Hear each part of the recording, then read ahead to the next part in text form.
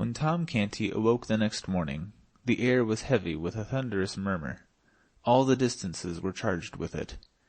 It was music to him, for it meant that the English world was out in its strength to give loyal welcome to the great day.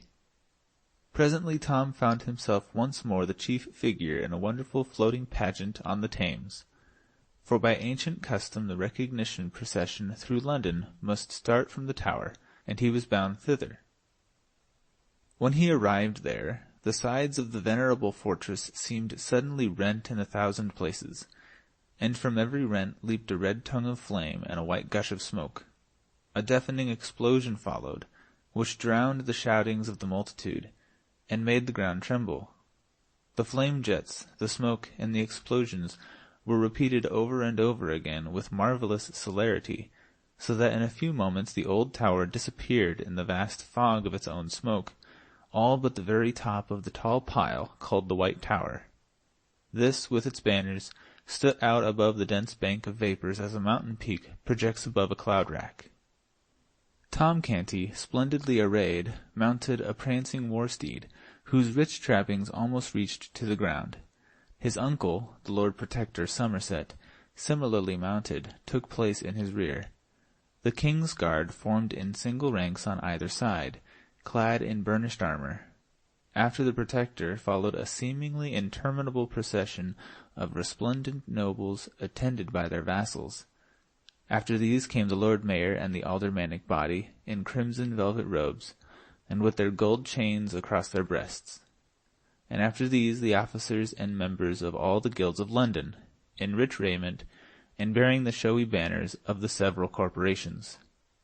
Also in the procession, as a special guard of honor through the city, was the ancient and honorable Artillery Company, an organization already 300 years old at the time, and the only military body in England possessing the privilege, which it still possesses in our day, of holding itself independent of the commands of Parliament. It was a brilliant spectacle, and was hailed with acclamations all along the line, as it took its stately way through the packed multitudes of citizens. The chronicler says, "The king, as he entered the city, was received by the people with prayers, welcomings, cries, and tender words, and all signs which argue an earnest love of subjects toward their sovereign. And the king, by holding up his glad countenance to such as stood afar off, and most tender language to those that stood nigh his grace, showed himself no less thankful to receive the people's good will than they to offer it. To all that wished him well he gave thanks. To such as bade God save his grace, he said in return, God save you all, and added that he thanked them with all his heart." Wonderfully transported were the people with the loving answers and gestures of their king. In Fenchurch Street, a fair child in costly apparel stood on a stage to welcome his majesty to the city. The last verse of his greeting was in these words, "Welcome, O king, as much as hearts can think. Welcome again, as much as tongue can tell. Welcome to joyous tongues, and hearts that will not shrink. God thee preserve, we pray, and wish thee ever well." The people burst forth in a glad shout, repeating with one voice what the child had said. Tom Canty gazed abroad over the surging sea of eager faces, and his heart swelled with exultation, and he felt that the one thing worth living for in this world was to be a king, and a nation's idol. Presently he caught sight, at a distance, of a couple of his ragged awful court comrades, one of them the Lord High Admiral in his late mimic court, and the other First Lord of the Bedchamber in the same pretentious fiction, and his pride swelled higher than ever. Oh, if they could only recognize him now! What unspeakable glory it would be if they could recognize him and realize that the derided mock king of the slums and back alleys was become a real king, with illustrious dukes and princes for his humble menials, and the English world at his feet. But he had to deny himself, and choke down his desire, for such a recognition might cost more than it would come to. So he turned away his head, and left the two soiled lads to go on with their shoutings and glad adulations, unsuspicious of whom it was they were lavishing them upon. Every now and then rose the cry, "A largesse! A largesse!" and Tom responded by scattering a handful of bright new coins abroad for the multitude to scramble for.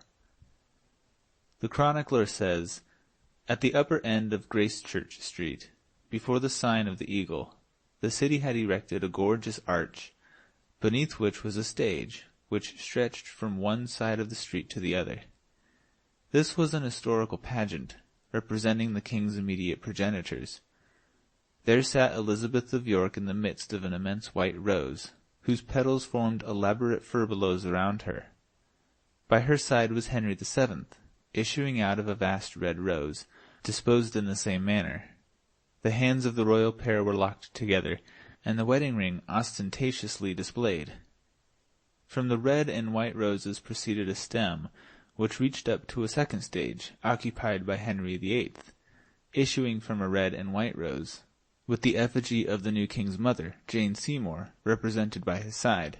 One branch sprang from this pair, which mounted to a third stage, where sat the effigy of Edward VI, himself enthroned in royal majesty, and the whole pageant was framed with wreaths of roses, red and white. This quaint and gaudy spectacle so wrought upon the rejoicing people that their acclamations utterly smothered the small voice of the child, whose business it was to explain the thing in eulogistic rhymes. But Tom Canty was not sorry, for this loyal uproar was sweeter music to him than any poetry, no matter what its quality might be. Whithersoever Tom turned his happy young face, the people recognized the exactness of his effigy's likeness to himself, the flesh and blood counterpart, and new whirlwinds of applause burst forth. The great pageant moved on, and still on, under one triumphal arch after another, and past a bewildering succession of spectacular and symbolic tableaux, each of which typified and exalted some virtue or talent or merit of the little kings. Throughout the whole of Cheapside, from every penthouse and window, hung banners and streamers, and the richest carpets, stuffs, and cloth of gold tapestried the streets. Specimens of the great wealth of the stores within, and the splendor of this thoroughfare was equalled in the other streets, and in some even surpassed. "And all these wonders and these marvels are to welcome me, murmured Tom Canty. The mock king's cheeks were flushed with excitement, his eyes were flashing, his senses swam in a delirium of pleasure. At this point, just as he was raising his hand to fling another rich largesse, he caught sight of a pale, astounded face, which was strained forward out of the second rank of the crowd, its intense eyes riveted upon him. A sickening consternation struck through him. He recognized his mother. And up flew his hand, palm outward, before his eyes. That old involuntary gesture, born of a forgotten episode, and perpetuated by habit. In an instant more she had torn her way out of the press, and past the guards, and was at his side. She embraced his leg, she covered it with kisses, she cried, "Oh, my child, my darling," lifting toward him a face that was transfigured with joy and love. The same instant an officer of the king's guard snatched her away with a curse, and sent her reeling back whence she came with a vigorous impulse from his strong arm.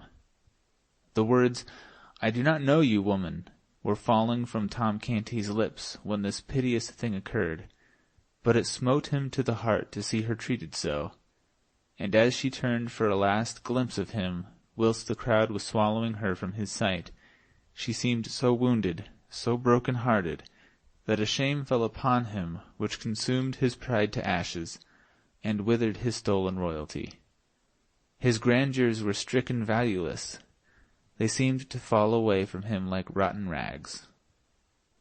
The procession moved on, and still on, through ever-augmenting splendors and ever-augmenting tempests of welcome, but to Tom Canty they were as if they had not been. He neither saw nor heard. Royalty had lost its grace and sweetness. Its pomps were become a reproach. Remorse was eating his heart out. He said, "Would God I were free of my captivity." He had unconsciously dropped back into the phraseology of the first days of his compulsory greatness. The shining pageant still went winding like a radiant and interminable serpent down the crooked lanes of the quaint old city, and through the huzzaing hosts, but still the king rode with bowed head and vacant eyes, seeing only his mother's face and that wounded look in it. "Largesse, largesse!" the cry fell upon an unheeding ear. "Long live Edward of England!" It seemed as if the earth shook with the explosion, but there was no response from the king. He heard it only as one hears the thunder of the surf when it is blown to the ear out of a great distance, for it was smothered under another sound which was still nearer, in his own breast, in his accusing conscience, a voice which kept repeating those shameful words, "I do not know you, woman." The words smote upon the king's soul as the strokes of a funeral bell smite upon the soul of a surviving friend, when they remind him of secret treacheries suffered at his hands by him that is gone.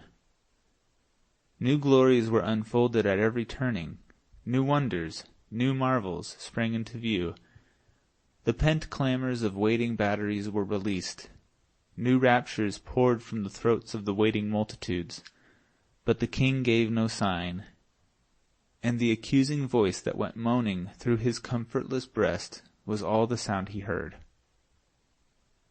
By and by the gladness in the faces of the populace changed a little, and became touched with a something like solicitude or anxiety.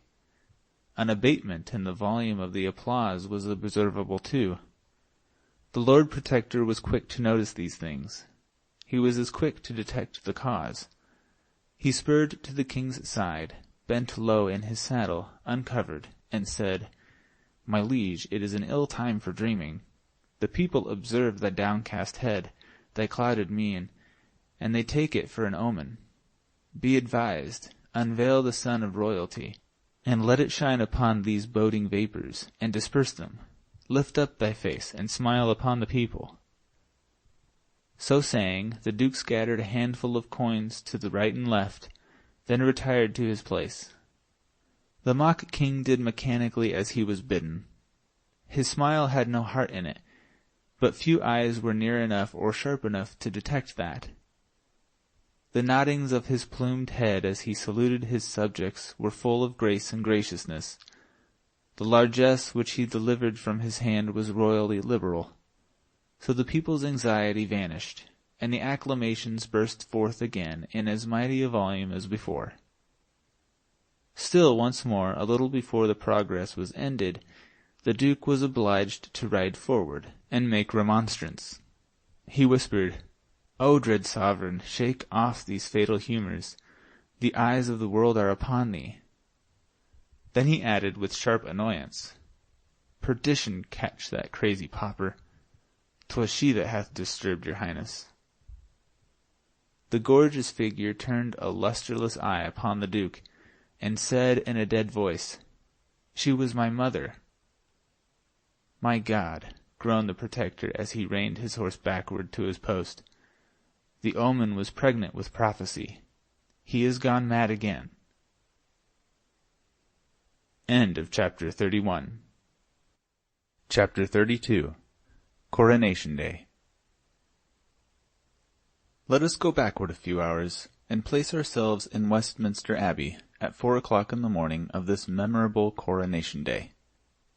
We are not without company, for although it is still night, we find the torch-lighted galleries already filling up with people who are well content to sit still and wait 7 or 8 hours till the time shall come for them to see what they may not hope to see twice in their lives, the coronation of a king.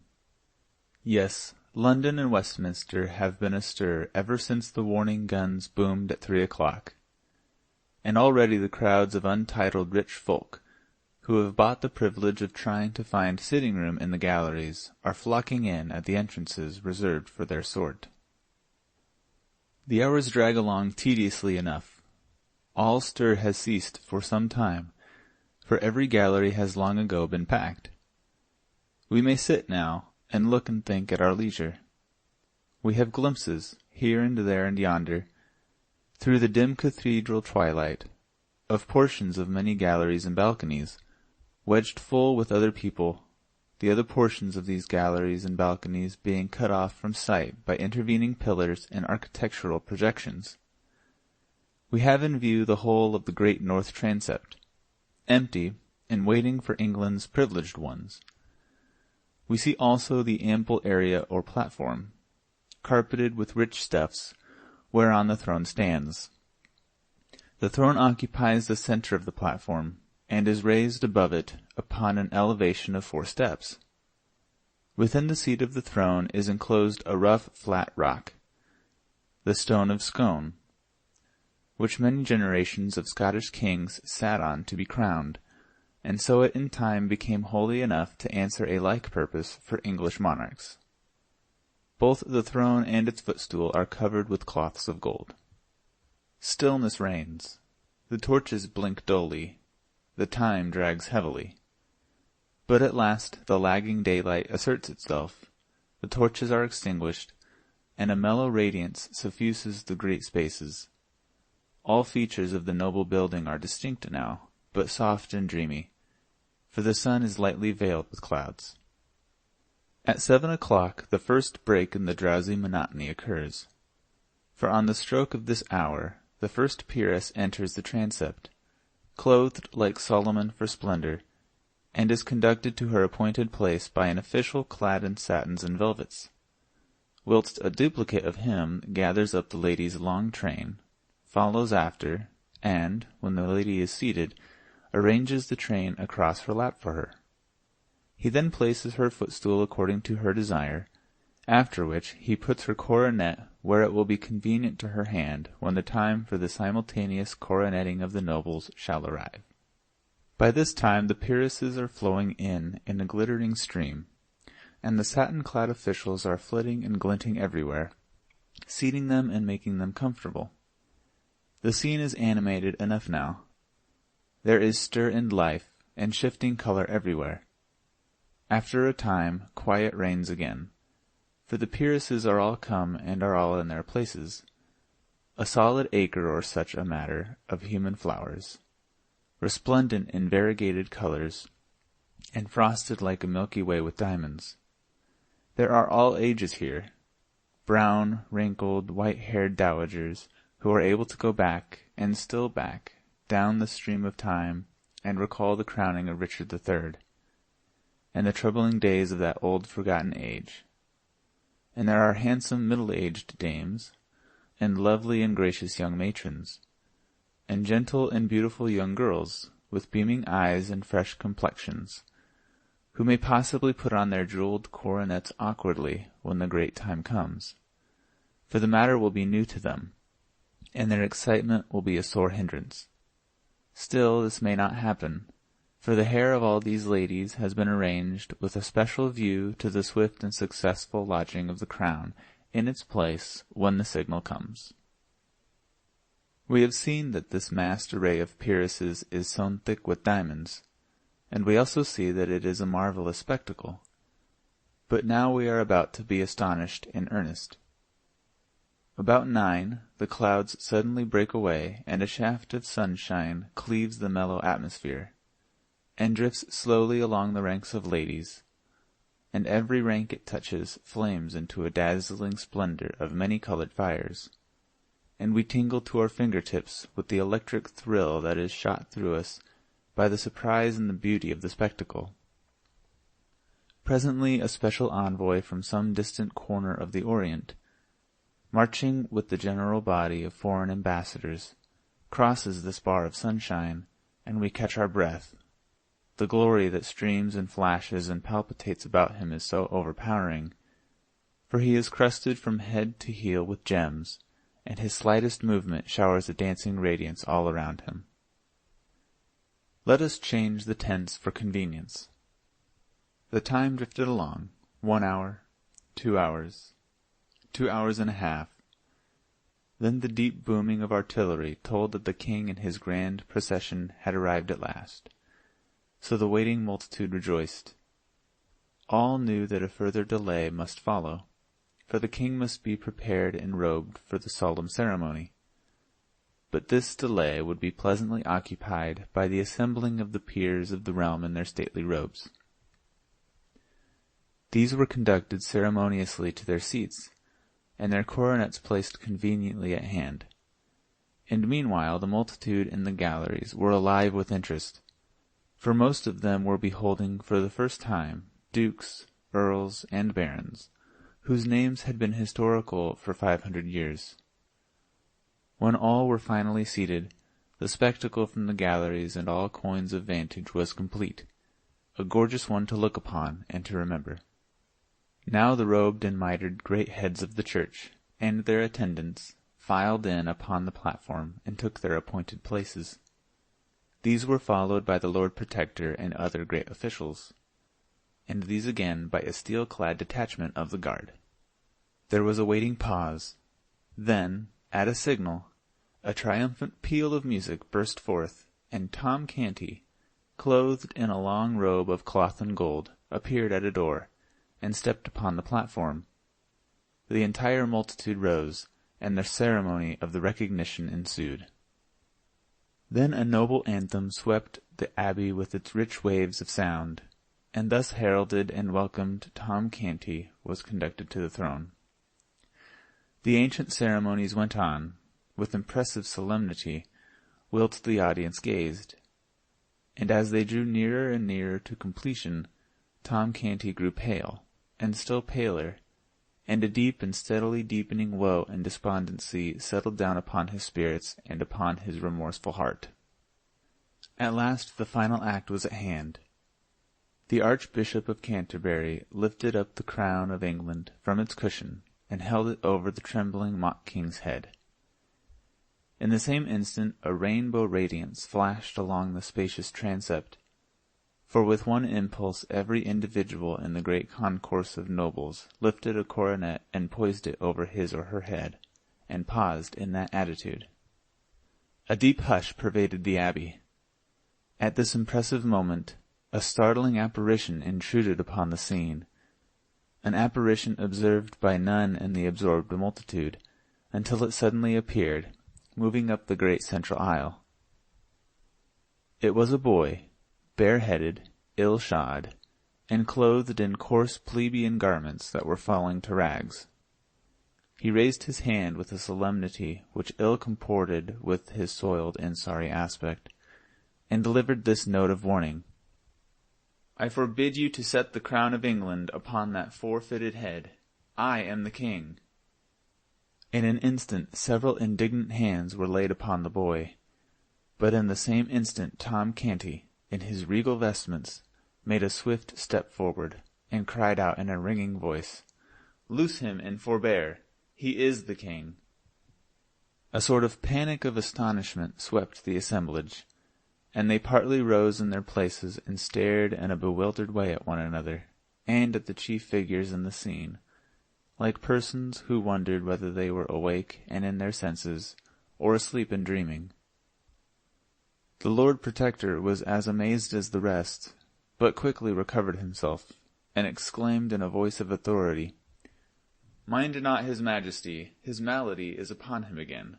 Seize the vagabond." He would have been obeyed, but the mock king stamped his foot and cried out, "On your peril! Touch him not! He is the king!" The hands were withheld. A paralysis fell upon the house. No one moved, no one spoke. Indeed, no one knew how to act or what to say in so strange and surprising an emergency. While all minds were struggling to right themselves, the boy still moved steadily forward. With high port and confident mien, he had never halted from the beginning. And while the tangled minds still floundered helplessly, he stepped upon the platform, and the mock king ran with a glad face to meet him, and fell on his knees before him, and said, "O my lord the king, let poor Tom Canty be first to swear fealty to thee, and say, Put on thy crown, and enter into thine own again." The Lord Protector's eye fell sternly upon the newcomer's face, but straightway the sternness vanished away, and gave place to an expression of wondering surprise. This thing happened also to the other great officials. They glanced at each other, and retreated a step by a common and unconscious impulse. The thought in each mind was the same. What a strange resemblance! The Lord Protector reflected a moment or two in perplexity. Then he said, with grave respectfulness, "By your favor, sir, I desire to ask certain questions which—" "I will answer them, my lord." The Duke asked him many questions about the court, the late king, the prince, the princesses. The boy answered them correctly and without hesitating. He described the rooms of state in the palace, and the late king's apartments, and those of the Prince of Wales. It was strange. It was wonderful. Yes, it was unaccountable, so all said that heard it. The tide was beginning to turn, and Tom Canty's hopes to run high, when the Lord Protector shook his head and said, "It is true it is most wonderful, but it is no more than our lord the king likewise can do." This remark, and this reference to himself as still the king, saddened Tom Canty, and he felt his hopes crumbling from under him. "These are not proofs," added the Protector. The tide was turning very fast now, very fast indeed, but in the wrong direction. It was leaving poor Tom Canty stranded on the throne, and sweeping the other out to sea. The Lord Protector communed with himself, shook his head. The thought forced itself upon him. It is perilous to the state and to us all to entertain so fateful a riddle as this. It could divide the nation and undermine the throne. He turned and said, "Sir Thomas, arrest this—" "No, hold!" His face lighted, and he confronted the ragged candidate with this question: "Where lieth the Great Seal? Answer me this truly, and the riddle is unriddled, for only he that was Prince of Wales can so answer. On so trivial a thing hang a throne and a dynasty." It was a lucky thought, a happy thought. That it was so considered by the great officials was manifested by the silent applause that shot from eye to eye around their circle in the form of bright approving glances. Yes, none but the true prince could dissolve the stubborn mystery of the vanished Great Seal. This forlorn little impostor had been taught his lesson well, but here his teachings must fail, for his teacher himself could not answer that question. Ah, very good indeed. Now we shall be rid of this troublesome and perilous business in short order. And so they nodded invisibly and smiled inwardly with satisfaction, and looked to see this foolish lad stricken with a palsy of guilty confusion. How surprised they were then to see nothing of the sort happen! How they marveled to hear him answer up promptly, in a confident and untroubled voice, and say, "There is naught in this riddle that is difficult." Then, without so much as a by your leave to anybody, he turned and gave this command, with the easy manner of one accustomed to doing such things: "My Lord St. John, go you to my private cabinet in the palace, for none knoweth the place better than you, and close down to the floor, in the left corner remotest from the door that opens from the antechamber, you shall find in the wall a brazen nail-head. Press upon it, and a little jewelled closet will fly open, which not even you do know of. No, nor any soul else in all the world but me and the trusty artisan that did contrive it for me. The first thing that falleth under your eye will be the Great Seal. Fetch it hither." All the company wondered at this speech, and wondered still more to see the little mendicant pick out this peer without hesitancy or apparent fear of mistake, and call him by name with such a placidly convincing air of having known him all his life. The peer was almost surprised into obeying. He even made a movement as if to go, but quickly recovered his tranquil attitude and confessed his blunder with a blush. Tom Canty turned upon him and said, sharply, "Why dost thou hesitate? Hast not heard the king's command? Go!" The Lord St. John made a deep obeisance, and it was observed that it was a significantly cautious and non-committal one, it not being delivered at either of the kings, but at the neutral ground about halfway between the two, and took his leave. Now began a movement of the gorgeous particles of that official group, which was slow, scarcely perceptible, and yet steady and persistent. A movement such as is observed in a kaleidoscope that is turned slowly, whereby the components of one splendid cluster fall away and join themselves to another, of movement which, little by little, in the present case, dissolved the glittering crowd that stood about Tom Canty and clustered it together again in the neighborhood of the newcomer. Tom Canty stood almost alone. Now ensued a brief season of deep suspense and waiting, during which even the few faint hearts still remaining near Tom Canty gradually scraped together courage enough to glide, one by one, over to the majority. So at last Tom Canty, in his royal robes and jewels, stood wholly alone and isolated from the world, a conspicuous figure, occupying an eloquent vacancy.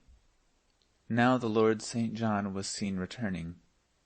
As he advanced up the mid-aisle, the interest was so intense that the low murmur of conversation in the great assemblage died out and was succeeded by a profound hush, a breathless stillness, through which his footfalls pulsed with a dull and distant sound.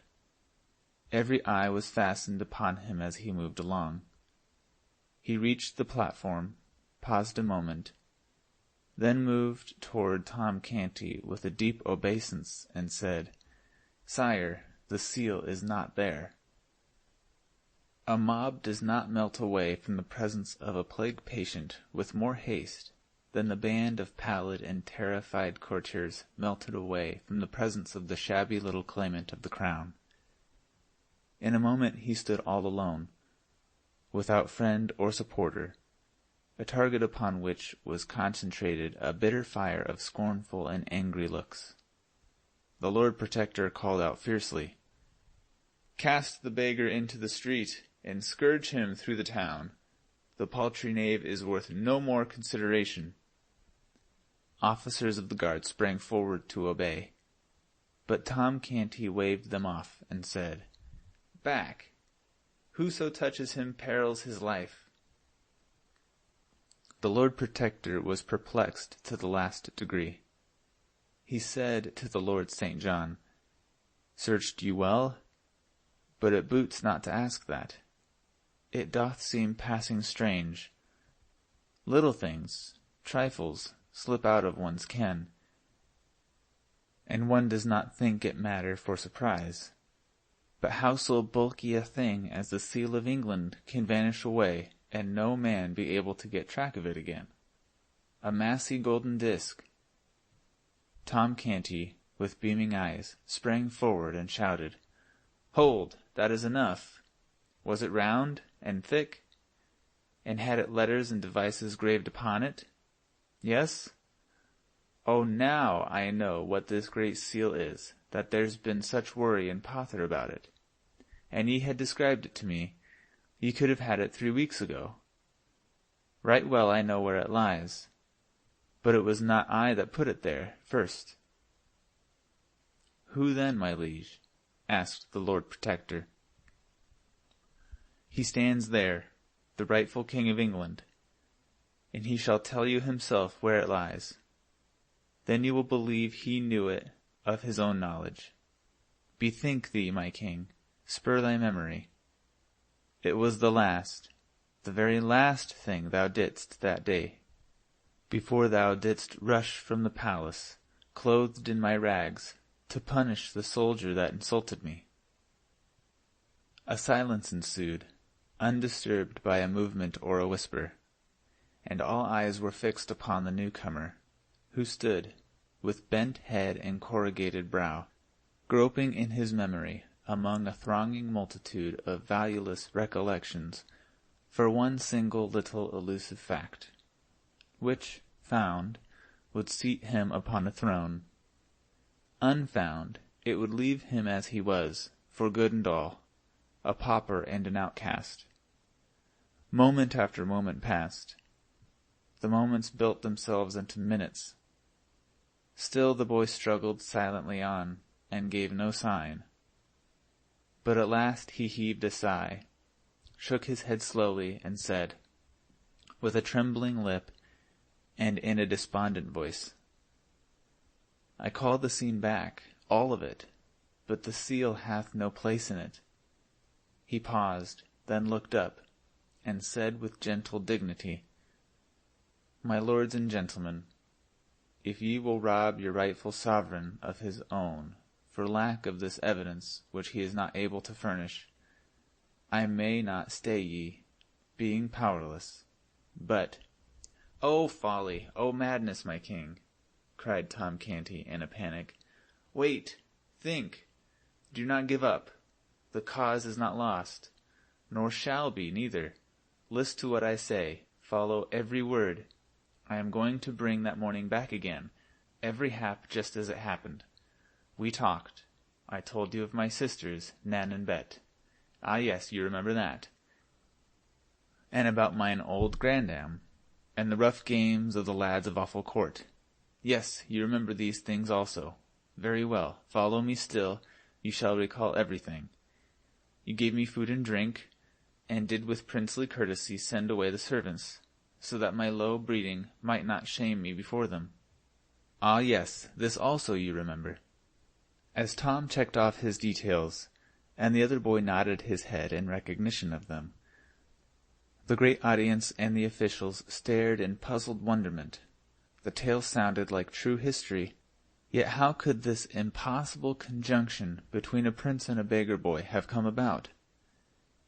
Never was a company of people so perplexed, so interested, and so stupefied before. For a jest, my prince, we did exchange garments. Then we stood before a mirror, and so alike were we, that both said it seemed as if there had been no change made. Yes, you remember that. Then you noticed that the soldier had hurt my hand. Look, here it is. I cannot yet even write with it, the fingers are so stiff. At this your highness sprang up, vowing vengeance upon that soldier, and ran towards the door. You passed a table. That thing you call the seal lay on that table. You snatched it up and looked eagerly about, as if for a place to hide it. Your eye caught sight of— "There, 'tis sufficient, and the good God be thanked!" exclaimed the ragged claimant, in a mighty excitement. "Go, my good St. John. An arm-piece of the Milanese armor that hangs on the wall, thou'lt find the seal." "Right, my king, right!" cried Tom Canty. "Now the sceptre of England is thine own. And it were better for him that would dispute it, that he had been born dumb. Go, my lord St. John, give thy feet wings." The whole assemblage was on its feet now, and well nigh out of its mind with uneasiness, apprehension, and consumed excitement. On the floor and on the platform a deafening buzz of frantic conversation burst forth, and for some time nobody knew anything or heard anything or was interested in anything but what his neighbor was shouting into his ear, or who was shouting into his neighbor's ear. Time, nobody knew how much of it, swept by unheeded and unnoted. At last a sudden hush fell upon the house, and in the same moment St. John appeared upon the platform, and held the great seal aloft in his hand. Then such a shout went up, "Long live the true king!" For 5 minutes the air quaked with shouts and the crash of musical instruments, and was white with a storm of waving handkerchiefs. And through it all a ragged lad, the most conspicuous figure in England, stood, flushed and happy and proud, in the center of the spacious platform, with the great vassals of the kingdom kneeling around him. Then all rose, and Tom Canty cried out, Now, O my king, take these regal garments back, and give poor Tom, thy servant, his shreds and remnants again." The Lord Protector spoke up. "Let the small varlet be stripped and flung into the tower." But the new king, the true king, said, "I will not have it so. But for him I had not got my crown again. None shall lay a hand upon him or harm him. And as for thee, my good uncle, my Lord Protector, this conduct of thine is not grateful toward this poor lad, for I hear he hath made thee a duke." The Protector blushed. Yet he was not a king. "Wherefore, what is thy fine title worth now? Tomorrow you shall sue to me, through him, for its confirmation, else no duke, but a simple earl, shalt thou remain." Under this rebuke, his Grace the Duke of Somerset retired a little from the front of the moment. The king turned to Tom, and said kindly, "My poor boy, how was it that you could remember where I hid the seal, when I could not remember it myself?" "Ah, my king, that was easy, since I used it divers days." "Used it? Yet could not explain where it was?" "I did not know it was that they wanted. They did not describe it, your majesty." "Then how used you it?" The red blood began to steal up into Tom's cheeks, and he dropped his eyes and was silent. "Speak up, good lad, and fear nothing," said the king. "How used you the Great Seal of England?" Tom stammered a moment, in a pathetic confusion, then got it out. "To crack nuts with." Poor child! The avalanche of laughter that greeted this nearly swept him off his feet. But if a doubt remained in any mind that Tom Canty was not the King of England, and familiar with the august appurtenances of royalty, this reply disposed of it utterly. Meantime the sumptuous robes of state had been removed from Tom's shoulders to the king's, whose rags were effectually hidden from sight under it. Then the coronation ceremonies were resumed. The true king was anointed, and the crown set upon his head, whilst cannon thundered the news to the city, and all London seemed to rock with applause. End of chapter 32.